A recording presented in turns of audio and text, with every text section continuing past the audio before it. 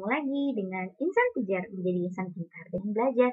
Bersama saya Nur Soli Insani, kita masuk pembahasan mata kuliah pengantar hukum Indonesia sesi ke-12 dalam tema hukum acara perdata. Sebelumnya di sesi 11 kita sudah membicarakan masalah hukum perdatanya ya. Sekarang kita lanjut saja. Seperti biasa saya sudah menyiapkan slide di sini yang bisa saudara lihat. Jadi untuk memudahkan selain mendengarkan apa yang saya jelaskan juga melihat slide-nya gitu ya. Kita lanjut saja di sini. Nah, hukum perdata dikenal adanya conversatoire baseline atau CB. Apa itu? Artinya adalah sita jaminan. Jadi dalam hukum perdata dikenal adanya sita jaminan. Tapi kalau dalam hukum pidana itu nggak ada yang namanya sita jaminan ya. Sita jaminan ini ada dua macam. Yang pertama adalah sita jaminan terhadap barang milik tergugat. Dan yang kedua adalah sita jaminan terhadap barang milik penggugat. Jadi kalau dalam hukum perdata itu nggak ada yang namanya polisi. Jadi para pihaknya itu tergugat, penggugat, hakim, kemudian ada kuasa hukum. Nah, ada saksi juga di situ ya. Jadi nggak ada itu namanya tersangka, terdakwa, terpidana, kemudian jaksa, itu nggak ada. Jadi yang ada dalam hukum perdata itu adanya tergugat, penggugat, para pihak itu namanya ya. Para pihak satu, para pihak dua itu tergugat, penggugat, ya. Hakim, kuasa hukum, saksi. Itu ya. Dalam hukum perdata. Silakan untuk sita jaminan ini saudara buka pasal 227, 226 HIR-nya dan pasal 261, 260 RBG-nya. Karena kita tahu HIR dan RBG ini sama-sama hukum acara perdata, hanya saja berbeda wilayah penerapannya seperti yang sudah pernah saya jelaskan di sesi sebelumnya. Kemudian kita lihat di sini. Terdapat dua jalur penyelesaian dalam hukum acara perdata. Yang pertama ada litigasi, yang kedua ada non-litigasi. Nah, kalau litigasi ini berarti melalui jalur pengadilan. Nah, melalui jalur pengadilan di sini, meskipun tahapannya itu lama sekali. Nah, ya itu litigasi. Kalau non-litigasi berarti kebalikannya. Di luar dari pengadilan itu non-litigasi. Nah, non-litigasi ini prosesnya cepat. Dia non-litigasi memakai mediasi. Jadi ada mediasi yang dilakukan oleh pihak yang satu dengan pihak yang lain. Itu memanggil salah satu orang yang tahu tentang inti daripada apa yang diperjanjikan tersebut. Jadi penengah gitu di situ ya, mediator. Nah, ada juga badan arbitrase. Nah, di sini silakan saudara nanti googling sendiri untuk badan-badan arbitrasenya. Kemudian kita lanjut. Ada dua bentuk tuntutan hak. Jadi dalam perdata ini ada dua bentuk tuntutan hak. Tuntutan hak yang pertama ini ya adalah gugatan. Yang kedua ada permohonan. Kalau gugatan ini cirinya ada 3. Permohonan juga cirinya ada 3. Kalau gugat adanya tuntutan hak. Ya iyalah adanya tuntutan hak. Kita kan dirugikan haknya. Otomatis kita ngegugat. Begitu kan? Nah, gugatan itu pihaknya lebih dari 1. Ya masa iya sih mau nuntut orang yang nggak ada orangnya, kan nggak mungkin. Jadi pihaknya pasti lebih dari 1, 2 gitu kan. Kita mau nuntut hak ke siapa? Ya. Kemudian ketika gugatan itu telah dilaksanakan, maka hakim akan mengeluarkan suatu keputusan. Itu namanya putusan pengadilan berdasarkan gugatan yang diajukan oleh penggugat. Nah, gitu ya. Berkebalikan dengan permohonan. Itu tuntutan hak kedua. Permohonan itu tidak adanya tuntutan. Jadi nggak ada hak yang dirugikan di sini. Itu namanya permohonan. Kemudian dalam permohonan itu pihaknya cuma 1. Kemudian produk yang dihasilkan berupa penetapan. Nah, apa contohnya permohonan?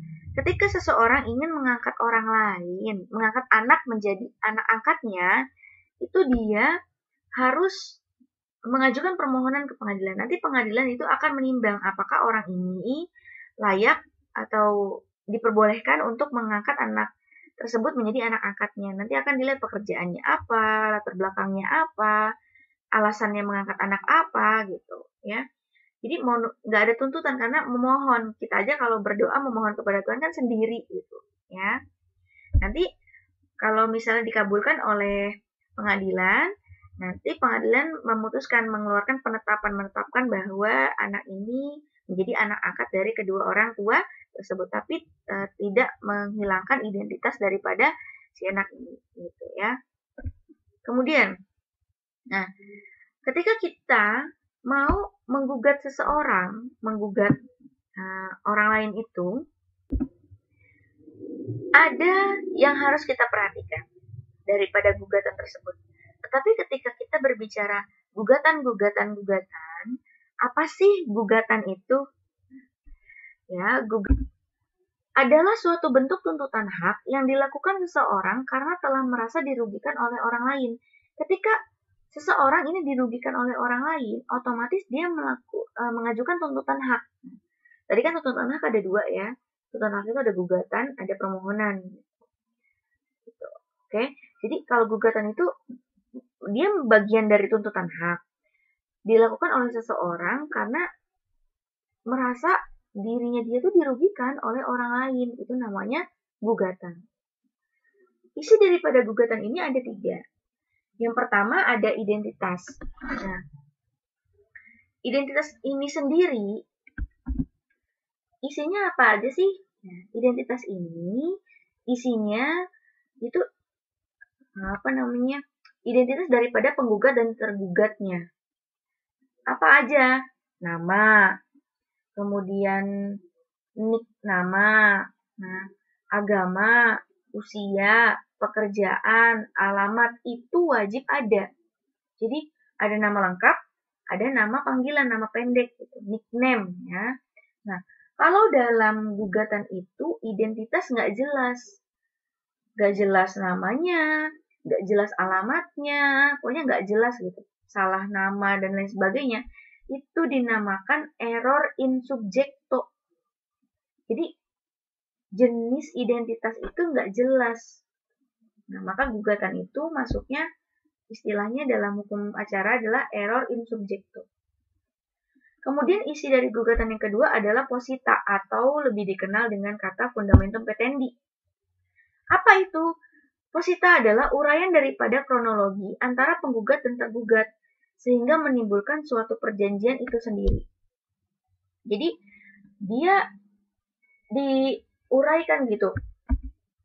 Pertama berjanjinya karena apa, di mana gitu, dengan siapa saja saksinya, itu diuraikan berjanji tentang apa bla bla bla bla sampai dengan terjadinya kasus tersebut, terjadinya perselisihan, terjadinya wan prestasi gitu di dalam perjanjian itu.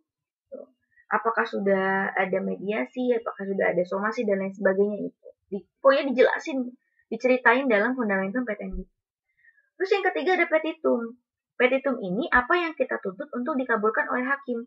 Jadi kita sebagai penggugat itu meminta kepada majelis hakim berdasarkan uraian daripada kronologi itu berdasarkan posita.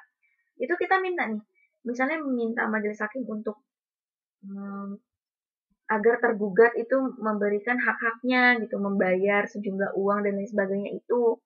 Tapi antara posita dengan petitum ini harus sinkron, harus relevan. Jika tidak relevan, maka gugatan yang masuk itu dalam hukum acara perdata dikatakan obscure libel. Jadi nggak nyambung. Orang kronologinya begini, minta ganti ruginya apa? Yang dirugikan adalah dia tidak mendapatkan haknya, misalnya pembayaran sejumlah uang, dia mintanya satu unit rumah, kan nggak jelas gitu. Nah, itu yang nggak boleh dilakukan. Jadi, harus diperhatikan identitas itu harus sesuai dengan KTP, kemudian posita dan petitum antara kronologi sama apa yang kita tuntut untuk dikabulkan oleh hakim itu harus sinkron, harus relevan gitu. Nah, itulah isi daripada gugatan. Dan gugatan itu harus sesuai pada tempatnya. Nggak boleh enggak. Nah, itu penjelasan saya tentang hukum acara perdata sudah selesai dalam sesi ke-12 ini. Terima kasih telah mendengarkan uraian dari saya. Jika ada pertanyaan, bisa tulis di bawah kolom komentar atau diisi dalam forum diskusi yang sudah saya siapkan. Terima kasih telah mendengarkan. Semoga apa yang saya jelaskan menuai keberkahan serta ilmu yang bermanfaat untuk kita semua. Saya akhiri, akhir kata, wabillahi taufiq wal hidayah. Wassalamualaikum warahmatullahi wabarakatuh.